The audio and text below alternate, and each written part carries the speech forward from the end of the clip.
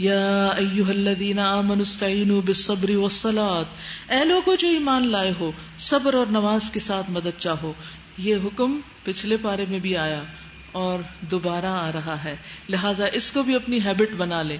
زندگی کی مشکلات سے نبٹنے کے لیے مدد اللہ سے چاہیں. ایاک نعبد و ایاک نستعین، اور پھر صبر کے ساتھ، انتظار کے ساتھ، منفی رد عمل ظاہر کیے بغیر. جلدی نہ کریں کہ میں نے اتنی دعائیں کی ہیں قبول نہیں ہو رہی. جب بھی کوئی تکلیف ہو، چھوٹی ہو یا بڑی، فوراً مصلے پہ کھڑے ہو جائیں. لوگوں سے قصے کہانیاں کر کے وقت ضائع کرنے کی بجائے پہلے اللہ سبحانہ وتعالیٰ کی طرف راغب ہوں، اور پھر اگر وقت بچے تو کسی انسان سے اپنا غم بتا سکتے ہیں. ورنہ پیغمبروں کا طریقہ تو یہی رہا ہے، انما اشکو بثی وحزنی الی اللہ، میں اپنے غم اور دکھ کی فریاد اللہ سے کرتا ہوں، کیونکہ اس سے بڑھ کر کون ہمیں جانتا ہے. ان اللہ مع الصابرین، بے شک اللہ صبر کرنے والوں کے ساتھ ہے، ان کا مددگار ہے. اور جو لوگ اللہ کی راہ میں مارے جائیں یعنی شہید ہو جائیں انہیں مردہ نہ کہو. ایسے لوگ تو حقیقت میں زندہ ہیں، یعنی مرنے کے بعد انہیں ایک اور زندگی مل جاتی ہے، لیکن یاد رکھیے وہ زندگی اس زندگی سے مختلف ہے جو ہم اب گزار رہے ہیں. وہ ایک الگ جگہ کی زندگی ہے، وہ دنیا میں گھوم پھر نہیں رہے، ان کی روحیں یہاں نہیں بھٹک رہی، وہ جنت میں ہیں. مگر تمہیں ان کی زندگی کا شعور نہیں ہوتا، اور ہم ضرور تمہیں خوف اور خطر، فاقہ کشی، جان و مال کے نقصانات اور آمدنیوں کے گھاٹے میں مبتلا کر کے تمہاری آزمائش کریں گے. وَلَنَبْلُوَنَّكُمْ، ہم ضرور تم کو آزمائیں گے. امتحان ضرور ہوگا، ہر شخص کا ہوگا. ہر شخص کی زندگی میں تکلیفیں اور پریشانیاں آئیں گی. اس لیے شاید ہی آپ کسی شخص کو جانتے ہو کہ جو کسی پریشانی کا ذکر نہ کرے. کسی کے پاس بیٹھ جائیں آپ، وہ تھوڑی دیر میں ضرور اپنی کسی تکلیف، غم، دکھ کی داستان آپ کو سنانے بیٹھ جائے گا، کیونکہ اللہ تعالیٰ نے وعدہ کیا کہ یہ تو ہو کر رہے گا. خوف سے، بھوک سے، مال کی کمی، جانوں کی کمی، بیماریاں اور پھلوں کی کمی، مال اور آمدنی میں کمی. ایسے میں خوشخبری کس کے لیے ہے؟ صرف شکوے شکایتیں کرنے والوں کے لیے، لوگوں کو اپنے غموں کی داستانیں سناتے رہنے والوں کے لیے، یا صبر اور صلات کے ذریعے مدد مانگنے والوں کے لیے؟ وبشر الصابرین، خوشخبری دے دو صبر کرنے والوں کو، یعنی جو اللہ سے مدد مانگتے ہیں اور اللہ تعالیٰ کے بارے میں برا گمان نہیں کرتے اور ہوپ فل رہتے ہیں، گریٹفل رہتے ہیں. 2 ورڈز یاد رکھیے، being hopeful and grateful. Future کے بارے میں ہوپ فل اور ماضی کے بارے میں تھینک فل، گریٹفل.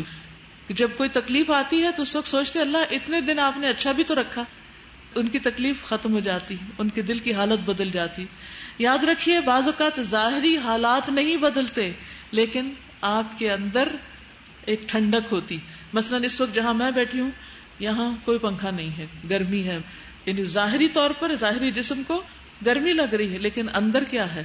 ٹھنڈک. کیوں؟ کس چیز کی ٹھنڈک؟ قرآن پڑھنے کی، اور سب کے ساتھ مل بیٹھ کے پڑھنے کی. کیونکہ ایک ہے گھر میں اکیلے پڑھنا، اور ایک ہے سب کے ساتھ بیٹھ کے اللہ کو یاد کرنا اور قرآن پڑھنا. اس کا لطف ہی کچھ اور ہے، کیونکہ ایسی مجلس کو فرشتے ڈھانپ لیتے ہیں آسمانوں تک. یعنی پورا ایک بادل ہوتا ہے ان کے اوپر، ایک کے اوپر ایک، آسمان تک وہ چلے جاتے ہیں، اور اللہ سبحانہ وتعالیٰ کے پاس جا کر پھر ان کی اچھی گواہی دیتے ہیں اور ان کی بخشش کا وعدہ ہوتا ہے. ابراہیم علیہ السلام کو جب آگ میں پھینکا گیا تو بظاہر کیا تھا؟ کہاں تھے وہ؟ لیکن اندر کیا تھا؟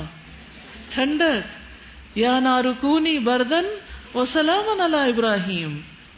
تو اصل چیز باہر نہیں ہوتی، اصل چیز اندر ہے. تو اپنے اندر کو دیکھا کیجئے، کسی بھی غم، دکھ، تکلیف، پریشانی میں آپ کے اندر کی حالت کیا ہے. تو اللہ سبحانہ وتعالی خوشخبری دیتے ہیں صبر کرنے والوں کو، یعنی ان کا اندر بدل چکا ہوتا ہے نماز اور صبر کی وجہ سے، اندر ٹھنڈک آ چکی ہوتی ہے تو انہیں پریشانی نہیں ہوتی. غم دنیا سے ختم نہیں ہو سکتے، کوئی آج تک ان کو ختم نہیں کر سکا. مسائل ختم نہیں ہو سکتے. جو یہ وعدہ کرتا ہے میں اس دنیا کے سارے مسائل ختم کر دوں گا، وہ جھوٹ کہتا ہے، وہ نہیں سکتے. کیونکہ یہ اللہ تعالیٰ کا ایک طریقہ ہے، لوگوں کو آزمائش کے لیے بھیجا، آزماتا رہے گا. لیکن اس ساری آزمائش میں بھی کچھ لوگ جو اللہ سے تعلق رکھیں گے ان کے اندر تکلیف میں بھی ٹھنڈک رہے گی. اور اگر آپ اللہ کی نافرمانی کریں گے اور بے صبرے پن سے کام لیں گے تو پھر یہ سب نصیب نہیں ہو سکتا. الذین اذا اصابتهم مصیبۃ، وہ لوگ جب انہیں مصیبت پہنچتی ہے، قالوا انا للہ وانا الیہ راجعون، فوراً ان کی سوچ کہیں اور چلی جاتی، بے شک ہم اللہ کے لیے اور اللہ کی طرف واپس جانے والے ہیں. یعنی اگر کوئی انسان چلا گیا ہے یا مال چلا گیا ہے، بجلی چلی گئی، کوئی بھی چیز ہم سے جدا ہو گئی ہے، تو ہم بھی کون سے ہمیشہ یہاں بیٹھے رہنے والے، ہمیں بھی جانا ہے اور اللہ ہی کی طرف لوٹنا ہے. اولئک علیہم صلوات من ربہم ورحمہ واولئک هم المہتدون، انہیں خوشخبری دے دو، ان پر ان کے رب کی طرف سے بڑی عنایات ہوگی، اس کی رحمت ان پہ سایہ کرے گی، اور ایسے ہی لوگ راست رو ہیں، مہتدون، ہدایت یافتہ ہیں. ان الصفا والمروہ من شعائر اللہ، اور یہاں حضرت ہاجرہ کا قصہ بیان کیا جا رہا ہے. ایسی خاتون جنہوں نے صبر کی انتہا کر دی اور حقیقی معنوں میں صبر کی عملی تصویر تھی، تو اللہ سبحانہ وتعالی نے انہیں دنیا میں ہی کتنے بڑے انعام سے نوازا کہ بالکل بے آب و گیا وادی میں انہیں زمزم عطا کیا. جن پہاڑیوں پر وہ دوڑی تھی پانی کی تلاش میں، وہاں پر اللہ سبحانہ وتعالی نے تا قیامت اہل ایمان کے لیے صحیح لکھ دی کہ جو بھی حج اور عمرے کو جائے وہاں پر دوڑ کر دکھائے، اس خاتون کے طریقے کی پیروی کرے. فرمایا یقیناً صفا اور مروہ اللہ کی نشانیوں میں سے ہے، لہٰذا جو شخص بیت اللہ کا حج یا عمرہ کرے اس کے لیے کوئی گناہ کی بات نہیں کہ وہ ان دونوں پہاڑیوں کے درمیان صحیح کر لے. اور جو برضا اور رغبت کوئی بھلائی کا کام کرے گا، اللہ کو اس کا علم ہے اور وہ اس کی قدر کرنے والا ہے. ابن عباس کہتے ہیں کہ جب ابراہیم علیہ السلام اور ان کی بیوی سارہ کے درمیان جو کچھ ہونا تھا وہ ہوا، تو آپ اسماعیل علیہ السلام اور ان کی والدہ حضرت ہاجرہ علیہ السلام کو لے کر نکلے. ان کے ساتھ ایک مشکیزہ تھا جس میں پانی تھا. اسماعیل علیہ السلام کی والدہ اس مشکیزے سے پانی پیتی رہی اور اپنے بچے کو دودھ پلاتی رہی. ابراہیم علیہ السلام ان کو لے کر مکہ پہنچے تو انہیں ایک بڑے درخت کے پاس ٹھہرا کر اپنے گھر واپس جانے لگے. اسماعیل علیہ السلام کی والدہ ان کے پیچھے پیچھے آئیں. جب مقام قدا پر پہنچے، قدائی کا علاقہ بھی آپ نے دیکھا ہوگا، تو انہوں نے پیچھے سے آواز دی، ابراہیم ہمیں کس کے پاس چھوڑ کر جا رہے ہیں؟ سوچیے وہاں رات بھی ہونی تھی، اندھیرا، جنگل بھی نہیں کہ کوئی اور جانور ہی سانس لیتا ہو، وہاں کچھ بھی نہیں. پوچھا کس کے پاس چھوڑ کے جا رہے؟ کہا اللہ کے پاس. حاجرہ علیہ السلام نے کہا رضیت باللہ، پھر میں اللہ سے راضی ہوں، میں اللہ سے راضی ہوں. اور کہا جاتا ہے کہ حضرت ہاجرہ واپس اپنی جگہ پر آ گئی، اسی مشکیزے سے پانی پیتی رہی اور اپنا دودھ بچے کو پلاتی رہی. پھر ایک وقت آیا کہ پانی ختم ہو گیا اور بچہ بھوک اور پیاس سے تڑپنے لگا، تو صفا مروہ کے درمیان دوڑی پانی تلاش کرتے ہوئے، کیونکہ اونچی جگہ سے دیکھنا چاہتی تھی کہ شاید کہیں آس پاس کوئی پانی ہو تو وہاں جا کر بچے کے لیے پانی لے آئے.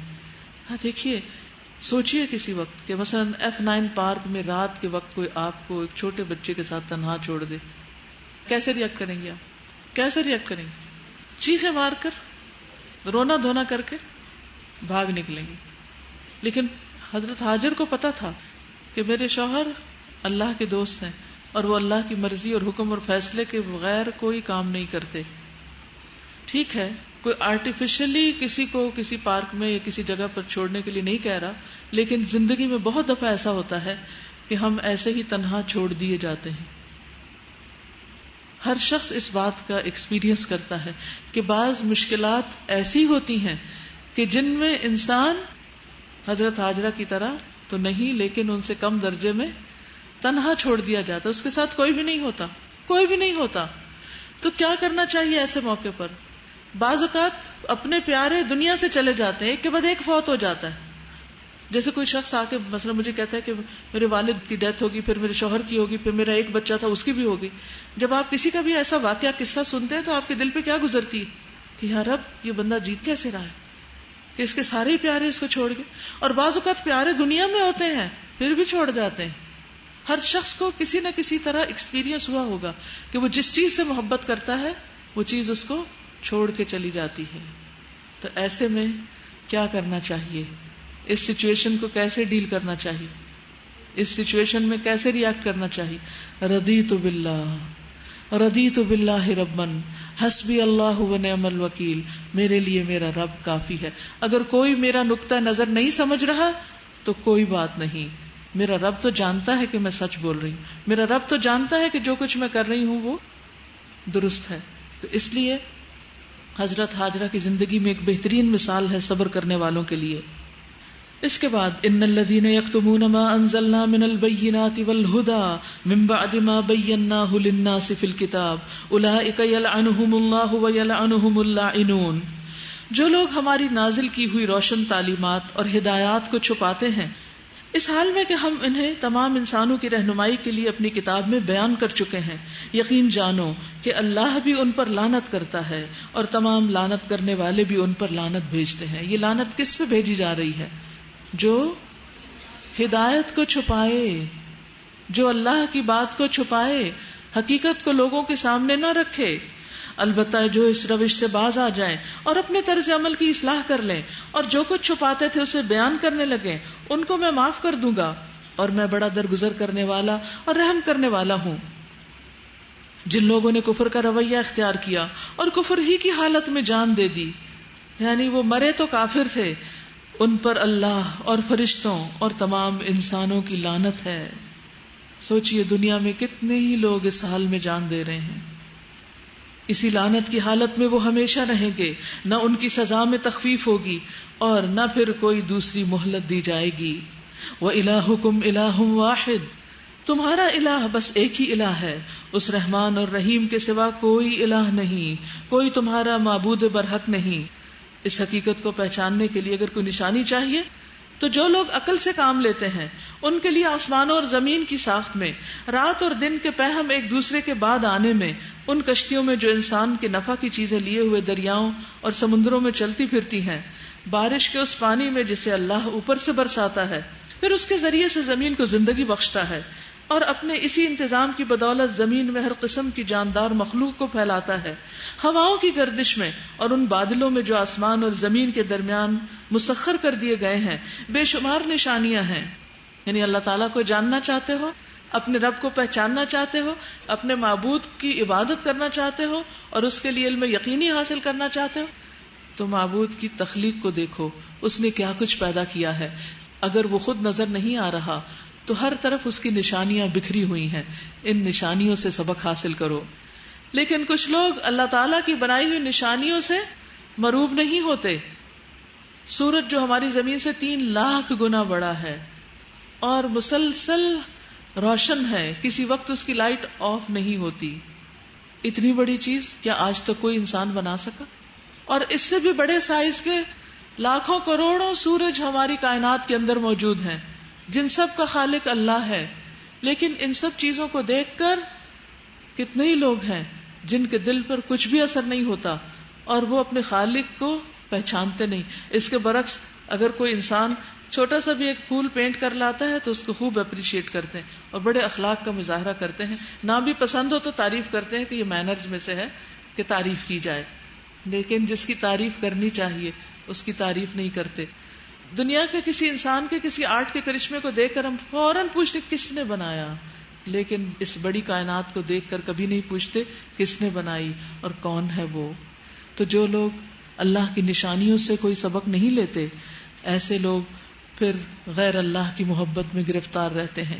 اسی لیے فرمایا وَمِنَ النَّاسِ مَن يَتَّخِذُ مِن دُونِ اللَّهِ أَندَادًا يُحِبُّونَهُمْ كَحُبِّ اللَّهِ وَالَّذِينَ آمَنُوا أَشَدُّ حُبًّا لِلَّهِ. انسانی نشانیوں کے ہوتے ہوئے بھی کچھ لوگ ایسے ہیں جو اللہ کے سوا دوسروں کو اس کا ہمسر اور مد مقابل بناتے ہیں اور ان کے ایسے گرویدہ ہیں جیسی اللہ کے ساتھ گرویدگی ہونی چاہیے، ان سے ایسی محبت کرتے ہیں جیسی محبت اللہ سے ہونی چاہیے. حالانکہ ایمان والے سب لوگ اللہ کو سب سے بڑھ کر محبوب رکھتے ہیں. اہل ایمان سب سے زیادہ اللہ کو محبوب رکھتے ہیں اور یہی ایمان کی علامت ہے. نبی صلی اللہ علیہ وسلم نے فرمایا تم میں سے کوئی اس وقت تک مومن نہیں ہو سکتا جب تک اسے اللہ اور اس کے رسول دوسروں سے سب سے زیادہ محبوب نہ ہو جائیں. یعنی کوئی بھی شخص مومن ہی نہیں جب تک اللہ اور اس کے رسول ہر چیز سے بڑھ کے محبوب نہ ہو. اب ہم سب اپنے اپنے ایمان کا جائزہ لے لیں. والذین آمنوا اشد حبا للہ، اور جو لوگ ایمان لائے اللہ کی محبت میں بہت شدید ہوتے ہیں. کاش جو کچھ عذاب کو سامنے دیکھ کر انہیں سوجنے والا ہے آج ہی ان ظالموں کو سوج جائے کہ ساری طاقتیں اور سارے اختیارات اللہ کے پاس ہیں اور یہ کہ اللہ سزا دینے میں بھی بہت سخت ہے. جب وہ سزا دے گا اس وقت کیفیت یہ ہوگی کہ وہی پیشوا اور رہنما جن کی دنیا میں پیروی کی گئی تھی، یعنی اللہ کو چھوڑ کر اپنے لیڈرز سے زیادہ محبت کرتے تھے، تو وہ لیڈرز اپنے پیروکاروں سے بے تعلقی کا اظہار کریں گے مگر سزا پا کر رہیں گے، اور ان کے سارے اسباب اور وسائل کا سلسلہ کٹ جائے گا. اور وہ لوگ جو دنیا میں ان کی پیروی کرتے تھے کہیں گے کاش ہم کو پھر ایک موقع دیا جاتا، تو جس طرح آج یہ ہم سے بیزاری ظاہر کر رہے ہیں ہم ان سے بیزار ہو کر دکھا دیتے. یوں اللہ ان لوگوں کے وہ اعمال جو یہ دنیا میں کر رہے ہیں ان کے سامنے اس طرح لائے گا کہ یہ حسرتوں اور پشیمانیوں کے ساتھ ہاتھ ملتے رہیں گے مگر آگ سے نکلنے کی کوئی راہ نہ پائیں گے. یعنی مرنے کے بعد وہ سب لوگ سخت پچھتائیں گے جو دنیا میں اللہ سے بڑھ کر اوروں سے محبت کرتے رہے، اور قبر سے ہی حسرتوں کی ابتدا ہو جائے گی. ابو ہریرہ کہتے ہیں نبی صلی اللہ علیہ وسلم نے فرمایا جنت میں جو بھی داخل ہوگا اسے اس کا آگ کا ٹھکانہ بھی دکھا دیا جائے گا اگر نافرمانی کی ہوگی، تاکہ وہ اور زیادہ شکر ادا کرے، اور جو بھی آگ میں داخل ہوگا اسے اس کا جنت کا ٹھکانہ بھی دکھایا جائے گا کہ اگر اچھے عمل کیے ہوتے تو یہاں جگہ ملتی، تاکہ یہ اس کے لیے حسرت کا باعث ہو. تو یہ حسرتیں مرتے ہی شروع ہو جائیں گی. ہر شخص ریگریٹ کرے گا، ہر شخص یہ کہے گا کاش میں اس سے زیادہ اچھے کام کر لیتا. تو جس وقت آپ کے اندر سستی آ رہی، آپ کا کوئی کام کرنے کو دل نہ چاہ رہا ہو، تو اس وقت کیا سوچے، یہی تو وقت ہے کرنے کا. قبر میں جا کے تو نہیں کر سکتے، حشر میں تو نہیں کر سکتے، جنت میں تو نہیں کر سکتے، بس یہی وقت ہے کرنے کا. کیا یہ جملہ یاد رہے گا؟ یہی وقت ہے کرنے کا. اٹھو اے نفس، سستی چھوڑو اور جو کرنا ہے اسے کر لو، اور آج کا دن بھی دوبارہ تمہاری زندگی میں آنے والا نہیں. پھر فرمایا یا ایھا الناس، اے لوگو، کلوا مما فی الارض حلالا طیبا، زمین میں جو حلال اور پاکیزہ چیزیں ہیں انہیں کھاؤ، اور شیطان کے بتائے ہوئے راستوں پر نہ چلو، وہ تمہارا کھلا دشمن ہے. وہ تمہیں بدی اور فحش کا حکم دیتا ہے، بے حیائی کا حکم دیتا ہے، اور یہ سکھاتا ہے کہ تم اللہ کے نام پر وہ باتیں کہو جن کے متعلق تمہیں علم نہیں کہ وہ اللہ نے فرمائی ہیں. یعنی شیطان انسان کا کھلا دشمن ہے، اور اس کی دشمنی کیا ہے کہ وہ غلط غذائی عادات یا انسان کی جو ویکنس ہے کھانے کی، اور خصوصاً من پسند کے کھانے کی، اس کے ذریعے انسان پر حملہ آور ہوتا ہے. اور بعض اوقات انسان یہ نہیں دیکھتا کہ جو آ رہا ہے وہ حلال ہے یا حرام ہے، اور جو کھا رہا ہے وہ صحت کا ذریعہ ہے یا نقصان کا. تو یہ تمام غذائی عادات جو ہیں ان پر نظر ثانی کی ضرورت ہے. تو ہمارا رمضان کا ایک گول کیا ہے کہ ہم نے اپنی فوڈ ہیبٹس کو چینج کرنا ہے، کھانے پینے کی عادات میں تبدیلی لانی ہے اگر ہم چاہتے ہیں کہ شیطان سے بچیں اور شیطان ہمارا دشمن ہم پر وار نہ کر سکے. ان سے جب کہا جاتا ہے کہ اللہ نے جو احکام نازل کیے ہیں ان کی پیروی کرو، یعنی جو اللہ تعالیٰ نے اتارا ہے قرآن میں اس کو مان جاؤ، تو جواب دیتے ہیں کہ ہم تو اسی طریقے کی پیروی کریں گے جس پر ہم نے اپنے باپ دادا کو پایا. اب آپ دیکھیے کہ کانفلکٹ آف انٹرسٹ شروع ہو جاتا ہے جو ہی انسان قرآن پڑھتا ہے. ایک طرف قرآن ایک چیز ہمیں بتاتا ہے اور دوسری طرف ہمارا کیا حال ہوتا ہے، دوسری طرف ہمارا معاشرہ ہمیں کچھ اور کرنے کو کہتا ہے. یہاں ہوتے ہیں تو دل کی حالت کچھ اور ہوتی، گھر جاتے ہیں تو دل کسی اور طرف مچل اٹھتا ہے. کبھی سوچتے ہیں یہ کریں، کبھی سوچتے ہیں وہ کریں، نہ ادھر کے ہوتے ہیں نہ ادھر کے ہوتے ہیں، تذبذب میں پڑے ہوئے ہوتے ہیں، ڈیسیژن نہیں کر پا رہے ہوتے. جو قرآن میں آیا ہے اس کو حق سمجھتے ہوئے بھی حق نہیں مانتے، اور بالآخر کہاں جا کے تان ٹوٹتی ہے کہ ہم تو وہ کریں گے جو ہماری فیملی میں ہوتا ہے، جو ہماری خاندانی روایات ہیں، جو ہمارے معاشرے میں ہو رہا ہے. لیکن یاد رکھیے اگر معاشرے میں ہونے والے کام آپ کے قرآن اور آپ کے دین اور آپ کے رب کے احکامات سے فرق ہوئے تو پھر آپ نے جس کی پیروی کی اسی کے پیچھے جائیں گے اور اسی انجام کو پہنچیں گے. یعنی جس کی پیروی کریں گے اسی کے پیچھے ہوتے ہوئے اسی کے پاس پہنچیں گے. تو سوچ لیجئے کہ آباء و اجداد کی محبت اور آباء و اجداد کے طریقے اختیار کرنے ہیں یا پھر اللہ سبحانہ وتعالیٰ کی پسند کے طریقے. اللہ تعالیٰ فرماتے ہیں اچھا اگر ان کے باپ دادا نے عقل سے کچھ بھی کام نہ لیا اور نہ ہی راہ راست پائی تو کیا پھر بھی یہ انہیں کی پیروی کیے چلے جائیں گے؟ یہ لوگ جنہوں نے اللہ کے بتائے ہوئے طریقے پر چلنے سے انکار کر دیا ہے ان کی حالت بالکل ایسی ہے جیسے چرواہا جانوروں کو پکارتا ہے اور وہ ہانک پکار کی صدا کے سوا کچھ نہیں سنتے. یعنی انہیں بات سمجھ بھی نہیں آتی، یہ صرف ایک آواز کی طرح سنتے ہیں قرآن کو اور اس سے زیادہ یہ قرآن ان کے دلوں میں نہیں اترتا. یہ بہرے ہیں، گونگے ہیں، اندھے ہیں، اس لیے کوئی بات ان کی سمجھ میں نہیں آتی. اے لوگو جو ایمان لائے ہو، اگر تم حقیقت میں اللہ کی عبادت کرنے والے ہو تو جو پاک چیزیں ہم نے تمہیں بخشی ہیں انہیں بے تکلف کھاؤ اور اللہ کا شکر ادا کرو. پھر وہی حکم دہرایا گیا کہ حلال چیزیں کھاؤ، پاکیزہ کھاؤ. اللہ کی طرف سے اگر کوئی پابندی تم پر ہے تو وہ یہ ہے کہ مردار نہ کھاؤ، خون سے اور سور کے گوشت سے پرہیز کرو، اور کوئی ایسی چیز نہ کھاؤ جس پر اللہ کے سوا کسی اور کا نام لیا گیا ہو. ہاں، جو شخص مجبوری کی حالت میں ہو وہ ان میں سے کوئی چیز کھا لے بغیر اس کے کہ وہ قانون توڑنے کا ارادہ رکھتا ہو یا ضرورت کی حد سے تجاوز کرے تو اس پر کچھ گناہ نہیں. اللہ بخشنے والا اور رحم کرنے والا ہے. حق یہ ہے کہ جو لوگ ان احکام کو چھپاتے ہیں جو اللہ نے اپنی کتاب میں نازل کیے ہیں اور تھوڑے سے دنیاوی فائدوں پر انہیں بھیٹ چڑھاتے ہیں، وہ دراصل اپنے پیٹ آگ سے بھر رہے ہیں. قیامت کے روز اللہ ہرگز ان سے بات نہ کرے گا، نہ انہیں پاکیزہ قرار دے گا، اور ان کے لیے دردناک سزا ہے. اس کے علاوہ احادیث سے بھی ہمیں پتہ چلتا ہے کہ کچھ لوگ ایسے ہیں جن سے اللہ تعالیٰ قیامت کے دن بات نہ کرے گا، جس میں ایک حدیث میں آتا ہے کہ 3 طرح کے لوگ ایسے ہیں جن سے اللہ تعالیٰ بات نہیں کرے گا، انہیں پاک نہیں کرے گا اور ان کو سخت دکھ دینے والا عذاب دے گا. ایک وہ شخص جس کے پاس راستے میں زیادہ پانی ہو اور وہ مسافر کو اس میں سے پانی نہ پلائے، یعنی جو پیاسا ہو اس کو پانی نہ دے. دوسرا وہ شخص جو امام کی بیعت کرے اور بیعت کی غرض صرف دنیا کمانا ہو، اگر امام کچھ دے تو بیعت پوری کرے ورنہ توڑ دے. تیسرا وہ شخص جو کسی دوسرے کو کچھ مال متاع اثر کے بعد بیچ رہا ہو اور قسم کھائے کہ اس سامان کی اتنی اتنی قیمت مل رہی ہے، پھر خریدنے والا اسے سچا سمجھ کر اس مال کو لے لے حالانکہ اسے اس کی اتنی قیمت نہیں مل رہی تھی، یعنی جھوٹ بول کر اپنا سودا بیچے. تو ایسے لوگ اللہ تعالیٰ کے سخت ناپسندیدہ ہیں. اسی طرح ایسا مفلس بھی جو تکبر کرنے والا ہے، کہ ضرورت مند ہے لیکن متکبر ہے، تو ایسے لوگوں سے اللہ تعالیٰ بات نہیں کرے گا. اور کسی سے بات نہ کرنا یہ سخت ناراضگی کی علامت ہے. یہ وہ لوگ ہیں جنہوں نے ہدایت کے بدلے گمراہی خریدی اور مغفرت کے بدلے عذاب مول لے لیا. کیسا عجیب ہے ان کا حوصلہ کہ جہنم کا عذاب برداشت کرنے کے لیے تیار ہے. یہ سب کچھ اس وجہ سے ہوا کہ اللہ نے تو ٹھیک ٹھیک حق کے مطابق کتاب نازل کی تھی، مگر جن لوگوں نے کتاب میں اختلافات نکالے وہ اپنے جھگڑوں میں حق سے بہت دور نکل گئے. لیس البر ان تولوا وجوہکم قبل المشرق والمغرب، نیکی یہ نہیں کہ تم اپنے چہرے مشرق کی طرف کر لو یا مغرب کی طرف، یعنی صرف کسی ایک ڈائریکشن کو فالو کرنے لگو، صرف کسی ایک چیز کے ساتھ چمٹ جاؤ یا کسی صرف ایک ہی کام کو نیکی سمجھ لو.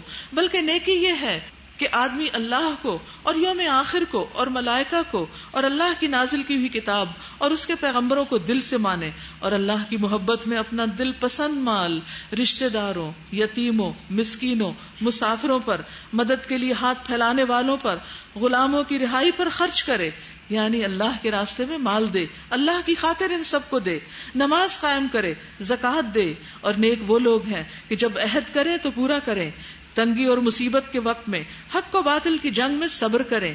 یہ ہے راست باز سچے لوگ اور یہی لوگ متقی ہیں. تو یہاں نیکی کی مختلف قسمیں بتا دی گئی ہیں کہ انسان اللہ کو خوش کرنے کے لیے مختلف کام کرتا رہے. یہ نہیں کہ مثلاً اگر آپ کوئی ایک کام کر رہے ہیں اور کہیں بس میرے لیے اتنا ہی کافی ہے، کوئی اور کسی اور چیز کی طرف آپ کو بلائے تو آپ کہیں نہیں میں تو بس ایک کام کر رہا ہوں، میرے لیے وہی کافی نہیں. جب کسی اور کو آپ کی زیادہ شدید ضرورت ہو تو اپنے کام کو تھوڑا پیچھے کر کے اس کی مدد کر دیں، یا ہمیشہ اس چیز کی تلاش میں رہے کہ اس وقت کرنے کا کام کون سا ہے. مثال کے طور پر رمضان ہے تو عام دنوں میں بھی آپ صدقہ خیرات کرتے ہیں، لیکن رمضان میں ایک خاص نیکی جس کو آپ بہت اچھی طرح کر سکتے ہیں وہ کیا ہے جو رمضان میں ہی ہو سکتی؟ روزہ افطار کرانا. روزہ افطار کرانے کا کیا فائدہ ہوتا ہے؟ اس کے سارے روزے کا ثواب آپ کو مل جاتا ہے. اس کو نہیں ملتا؟ اس کو بھی ملتا ہے اور آپ کو بھی ملتا ہے. اور بہترین عمل ہے روزہ افطار کرانا. لیکن کیا ہوتا ہے گھروں میں ہم اتنے بعض اوقات مصروف ہوتے ہیں، یہ صرف گھر کے ہی لوگ ہوتے ہیں اور باہر جانے کا ٹائم نہیں ہوتا. تو الحمدللہ اس رمضان میں بھی الہدا میں جو لوگ مسجد میں آئیں گے، جو لوگ اعتکاف کریں گے، جو اسٹوڈنٹس یہاں پر ہیں، جو لوگ سمر کورس میں آئے ہیں، جو لوگ اور مختلف طرح سے یہاں پر شام کے وقت روزہ افطار کریں گے، تو 300-400 لوگ تقریباً، اور جیسے سٹاف کے لوگ بھی ہوں گے نیچے، تو انشاءاللہ ان کی ڈیلی افطاری کا انتظام کیا گیا. یہ نیکی کا ایک موقع ہے اور انشاءاللہ سب سے پہلے میں خود اس میں حصے دار بنوں گی اور اس کے بعد آپ سب کو بھی ایک راستہ بتا رہی ہوں کہ جو بھی اس کام کو کرنا چاہے وہ کر سکتا ہے. اس میں تقریباً ڈیلی جو ہمارا خرچ آ رہا ہے وہ تقریباً 20,000 روپے ہے. لیکن ہم یہ نہیں کہتے کہ آپ میں سے ہر شخص 20,000 دے. ہم 30 ڈیز کی صرف بکنگ کریں گے. جو لوگ پہلے آئیں گے 30 ڈیز پورے ہو جائیں گے, اس کے بعد بکنگ بند ہو جائے گی. تو جو بھی کرنا چاہیں وہ کر سکتے ہیں, تاکہ ہم نے جو مینیو بنایا ہے اس کے مطابق ہم چلتے رہیں. پھر اسی طرح یہ ہے کہ انشاءاللہ رمضان میں آخری عشرے میں اعتکاف کا بھی انتظام ہوگا خواتین کے لیے. یہاں پر اسی ہال میں ہوگا تاکہ ساتھ دورہ قرآن بھی سن لیں اور اعتکاف بھی کر لیں. اس کے لیے بھی پہلے جتنی سیٹس ہم نے رکھی ہیں, جو پہلے لوگ آئیں گے ان کو دے دیں گے, باقی پھر رہ جائیں گے. اور اسی طرح پی سی میں انشاءاللہ 27 جون اتوار سے دورہ قرآن کا آغاز ہو رہا ہے, تو جو اس میں جانا چاہیں وہ بھی جا سکتے ہیں, اور جو وہاں پر اور لوگوں کو بتا سکتے ہیں زیادہ سے زیادہ لوگوں کو بتائیں. اور آپ سب بھی کسی نہ کسی کو اپنے تو ساتھ لایا کریں, یا جہاں وہ رہتے ہیں وہاں کوئی قریب میں دورہ قرآن ہو رہا ہے تو اس کا بتایا کریں. یعنی ہر ایک کسی نہ کسی طرح اوروں کو بھی نیکی کی طرف بلائے, کیونکہ فاستبقوا الخیرات, تو نیکیوں میں دوڑ لگائیں. ایک دوڑ یہ ہے کہ ہم خود کر لیں اور اپنے لیے دوڑ لیں, اور ایک دوڑ یہ ہے کہ خود بھی کریں اور اوروں کو بھی ساتھ لگائیں. تو زیادہ پھر نیکیاں ملٹی پلائی کیسے ہوگی؟ صرف خود کرنے سے یا اوروں کو بھی کروانے سے, اوروں کو بھی ساتھ لگانے. تو ہم میں سے کوئی ایسا نہ رہے کہ جو اس مہینے میں کسی نہ کسی کو قرآن پڑھنے کی دعوت نہ دے. خود بول کر, لکھ کر, کسی نہ کسی طرح یہ ضرور کیجیے. اپنا ہوم ورک لکھ لیجیے. یا ایھا الذین آمنوا کتب علیکم القصاص فی القتلی الحر بالحر والعبد بالعبد والانثى بالانثى. اے لوگو جو ایمان لائے ہو, تمہارے لیے قتل کے مقدموں میں قصاص کا حکم لکھ دیا گیا ہے. یعنی اگر کوئی شخص کسی کو قتل کرے تو بدلے میں اس کو قتل کیا جائے. یہ بھی اللہ تعالیٰ کا حکم ہے. تو اسلامی حکومت کا یہ فریضہ بنتا ہے, اور جن حکومتوں نے اس اصول کو اپنایا ہے وہاں قتل کا ریشو بہت کم ہے بنسبت ان ملکوں کے جہاں اس قانون کو اختیار نہیں کیا گیا. وہاں لوگوں کا قتل بہیمانہ طریقے سے کیا جاتا ہے, اور دن بدن بڑھتا ہی چلا جا رہا ہے. انسانی جان کی کوئی وقت نہیں. تو اللہ سبحانہ وتعالیٰ نے مسلمانوں پر, ایمان والوں پر لازم قرار دیا ہے. یعنی یہ کوئی چوائس کی بات نہیں ہے. یہ الگ بات ہے کہ بحیثیت قوم ہم اس کا انکار کر کے گناہگار ہو رہے ہیں. آزاد آدمی نے قتل کیا ہو تو اس آزاد ہی سے بدلہ لیا جائے. غلام قاتل ہو تو غلام ہی قتل کیا جائے. عورت اس جرم کی مرتکب ہو تو اس عورت سے ہی قصاص لیا جائے. ہاں اگر کسی قاتل کے ساتھ اس کا بھائی کچھ نرمی کرنے کے لیے تیار ہو, یعنی قتل کی بجائے وہ دیت لے کر معاف کر دیں قتل کو, تو معروف طریقے کے مطابق خون بہا کا تصفیہ ہونا چاہیے, اور قاتل کو لازم ہے کہ راستی کے ساتھ خون بہا ادا کرے. یہ تمہارے رب کی طرف سے تخفیف اور رحمت ہے. اس پر بھی جو زیادتی کرے اس کے لیے دردناک سزا ہے. عقل اور خرد رکھنے والوں, تمہارے لیے قصاص میں زندگی ہے. امید ہے کہ تم اس قانون کی خلاف ورزی سے پرہیز کرو گے. تم پر فرض کیا گیا کہ جب تم میں سے کسی کی موت کا وقت آئے اور وہ اپنے پیچھے مال چھوڑ رہا ہو تو والدین اور رشتہ داروں کے لیے معروف طریقے سے وصیت کرے. یہ اس وقت کے حکم ہے جب وراثت کا قانون نہیں آیا تھا. اب وارثوں کے حق میں کوئی وصیت نہیں ہوتی. وارثوں کو اللہ تعالیٰ کے کیے ہوئے فیصلے کے مطابق مال ملتا ہے, لیکن اس کے علاوہ جو وارث نہیں ہیں ان کے لیے اب بھی وصیت کی جا سکتی ہے. مثلا کوئی غریب معذور خاندان میں ایسے لوگ ہیں کہ جو اپنی کمائی کے لیے کچھ نہیں کر سکتے, تو ان کے لیے ایک حصہ مخصوص کیا جا سکتا.